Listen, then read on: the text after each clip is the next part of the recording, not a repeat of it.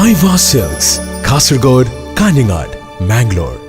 Khelo India പരിപാടി ഉദ്ഘാടനം ചെയ്യാൻ നരേന്ദ്രമോദി അസമിലേക്ക് എത്തുകയില്ല. അസമിലെ പ്രതിഷേധങ്ങളെയും പ്രക്ഷോഭങ്ങളെയും ഭയന്നുകൊണ്ട് നരേന്ദ്രമോദി പിന്മാറിയിരിക്കുന്നു. മോദിക്ക് അവിടെ ചെന്നു കഴിഞ്ഞാൽ സുരക്ഷാ ഭീഷണി ഉണ്ടാകുമെന്നുള്ള ഇന്റലിജൻസ് റിപ്പോർട്ടിനെ മുന്നിൽ വെച്ചുകൊണ്ടാണ് നരേന്ദ്രമോദിയും കൂട്ടരും പിന്നോട്ട് പോകാൻ തയ്യാറായത്.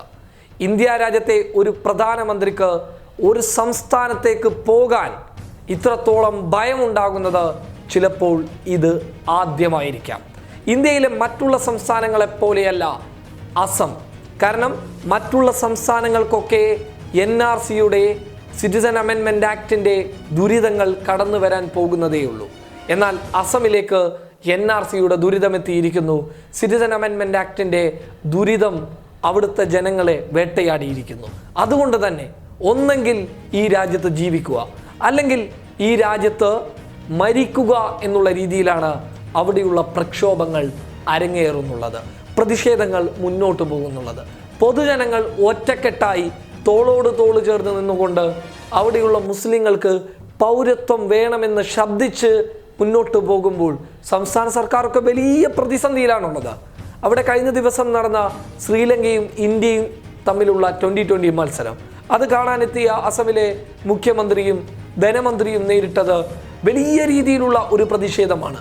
സ്റ്റേഡിയത്തിലെ മുഴുവൻ ജനങ്ങളും ഒന്നിച്ച് എണീറ്റ് നിന്നുകൊണ്ട് സംസ്ഥാന സർക്കാരിന് നേരെ മുദ്രാവാക്യം വിളിക്കുകയും നരേന്ദ്രമോദിക്കും അമിത്ഷയ്ക്ക് നേരെയും മുദ്രാവാക്യം വിളിക്കുകയും ചെയ്യുന്നത് മുഖ്യമന്ത്രിയും ധനമന്ത്രിയും സ്റ്റേഡിയത്തിൽ നിന്ന് നേരിട്ട് കാണുന്ന ഒരവസ്ഥയുണ്ടായി.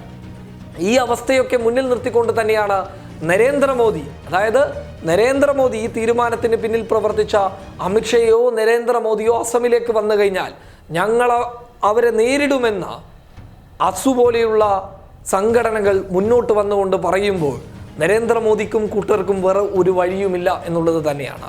സുരക്ഷാ ഉദ്യോഗസ്ഥരെയൊക്കെ മറികടന്നുകൊണ്ട് തങ്ങളുടെ പ്രതിഷേധം നരേന്ദ്രമോദിക്ക് മുന്നിൽ അവതരിപ്പിക്കും, അല്ലെങ്കിൽ ഞങ്ങളത് കാണിച്ചു കൊടുക്കുമെന്നുള്ള അസം ജനതയുടെ ഉറച്ച നിലപാടിന് മുന്നിൽ രാജ്യത്തെ പ്രധാനമന്ത്രി മുട്ടുമടക്കിയിരിക്കുന്നു.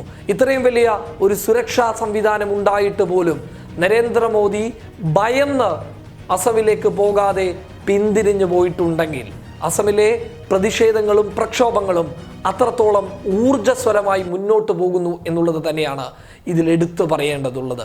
എന്തായാലും സിറ്റിസൺ അമെൻമെൻറ്റ് ആക്ടും NRCയും ഒക്കെ കേന്ദ്രത്തിന് വലിയ തലവേദന നൽകുന്നതിൻ്റെ ഏറ്റവും വലിയ സൂചനയാണ് ഖേലോ ഇന്ത്യ പരിപാടിയിൽ നിന്ന് നരേന്ദ്രമോദി പിന്നിലോട്ട് പോയത് നമുക്ക് വ്യക്തമാക്കുന്നുള്ളത്. News desk public Kerala.